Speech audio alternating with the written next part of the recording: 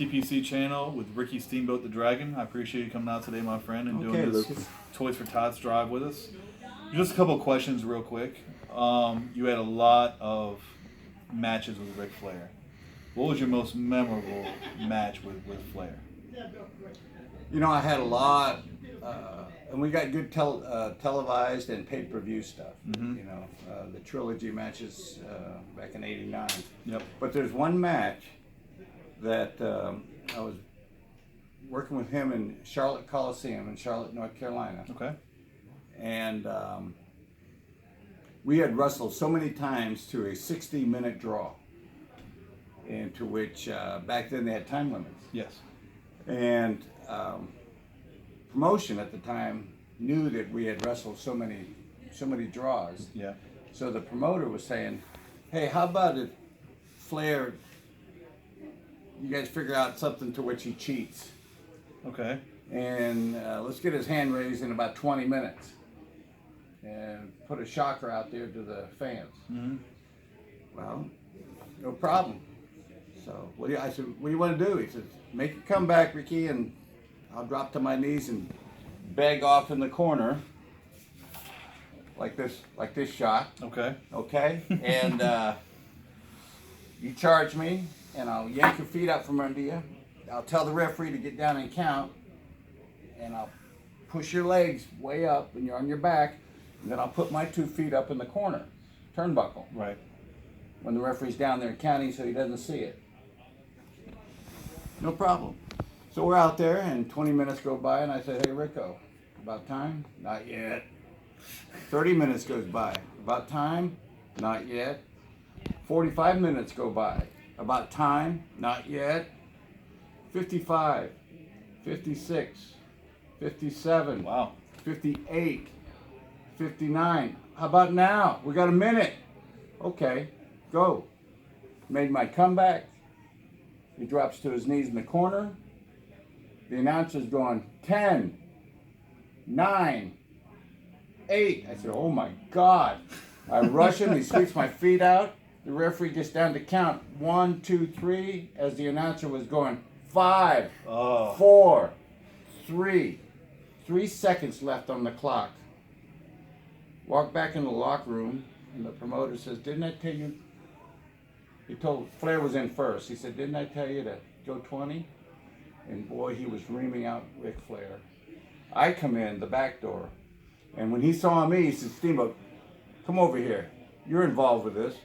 What's the story? You're going out there going almost the 60 minutes." I didn't say a word. I walked over to the door, which opened up from the locker room, and I looked at, and I hid behind the door because I'm in the heels locker room. Mm-hmm. I looked at the promoter and I said, "Listen, they're still roaring out there. They're still roaring. Match is over." Shut the door and walked back to my side. That's a great story. I love 3 it. seconds left. Couldn't have planned it any better. Timing. Yeah, that's awesome. He was a master. You've been decades of wrestling. Hall of Famer 2009. What is your, in a current or past, 5 best wrestlers in your mind? Well, I think Undertaker, probably the best gimmick. Oh yeah. Not to dispute that his work and ring psychology was always 5 stars. Right. Okay, but to have that gimmick for all those years, Oh, yep. to me, probably the best. I mean, we got the Dragon, you got the Nature Boy, Mm-hmm. Macho Man, all those guys with their characters, but Undertaker stood up here and we're all like here, Right. to me. A guy that I wished I could have worked with, wrestled with when he was in his prime and me and mine would have been Shawn Michaels. Okay. I was at the twilight of my career when he was starting off, Mm-hmm. and if somehow we could have fixed the time machine to where we were both at our peak, and I would have loved to have been able to work with him at a WrestleMania, Mm-hmm. Shawn Michaels. A guy that I knew had it, and what I mean by had it, you could sit and talk with somebody about a match, and you could get the deer in the headlight look, Right. which is right? Or you could talk to somebody about a match, the psychology of a match, and you could see through his eyes that his light bulbs are clicking on in his brain. Steve Austin. Oh yeah. Back in the early '90s, when I had worked with him at WCW. I went to the promotion. I said, "This kid's got it. He's got it. You got to do more with him." Well, they didn't, and eventually he went to Vince and became Stone Cold. Stone Cold. Yep. And the rest is history. Oh yeah. Yeah. He was a guy that knew the biz, knew what to do. And became a movie star too. Movie star and a big star. Yeah. One of the top guys to come out of that company. You got two more. Jake Roberts, tall, lean, not muscular at all, mostly built like a basketball player, skinny legs, skinny arms. And he had a good gimmick with the snakes. With the snake, Yep. Damien. But he would memorize you by his interviews. He'd almost seem like this guy's possessed. Oh my God, look at him. But my tribute to Jake was what a ring psychologist he was. Without the build, the muscle look, he could make believers that everybody in the audience that he was dangerous. And then to end it all with the snake. Oh yeah. He drops you with the DDT, then he puts a snake on you. Like the icing on the cake. But what a great ring psychologist Jake Roberts was. And then did we put Flair in there? I was going to save the best for last.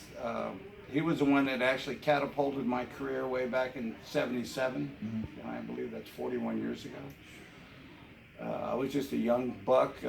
He had been working for a few years, knew what to do. Went to promotion, said, "I'd like to try something with Steamboat. This is in the Carolinas." And every night he was taking me to school, telling me, no, no, no. Yes, yes, yes. Do it this way, that way, and everything. And after the match in the locker room, we'd have a little skull session. And he was just teaching and teaching me. And then it got to a point to after so many times that we had worked it, he was starting to trust my judgment in the match on doing stuff. And I can't give him enough to a guy that brought me into the main event and helped me get there and then maintain it. And then for on and off, we had our thing, a feud, if you want to say, it went on for 17 years, one of the longest running in the history of the business. For 17 years. Worked with him hundreds of times. And most times than not, each match was different. He would have his Flair isms that he would do, like upside down in the corner turnbuckle, and then slam him off the top rope, but they were never ever in the same time in each of the matches. They were always in different times, so it made the match different, But to this day, a good friend. Went through a serious surgery, touch and go for a while, but you just can't hold him back. You can't hold him down. Just got married a couple months ago. Just got married. Wendy, probably the best thing that's ever happened to him.